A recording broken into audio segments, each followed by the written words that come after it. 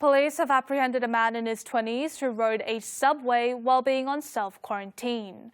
This is the first detection of the violation of self-quarantine rules since stricter measures were enacted, and prosecutors have vowed to seek prison sentences for anyone who violates self-quarantine rules.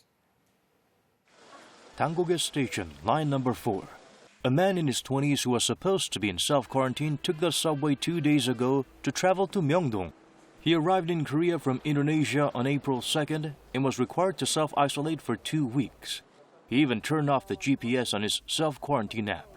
오전에는 전화도 계속 안 받고 그 위치 GPS가 꺼져 있으니까 이제 경찰 대동에서 간 거죠. Quarantine authorities report the situation to the police. They found the man in Noan-gu district an hour later. He claims to have stepped outside and took the subway because staying at home all the time was too stifling. Police indicted the man and will investigate him for violating the Infectious Disease Control and Prevention Act when his self-quarantine period is over. Maximum penalty for violating self-quarantine rules has been strengthened from a fine of 3 million won to a year behind bars or a fine of up to 10 million won. This was the first violation detected by authorities since the changes were implemented. Currently, 75 people are under investigation for violating self-isolation rules. Police have already indicted and sent to prosecutors 6 cases and vowed to investigate even the ones that have not been reported by quarantine authorities.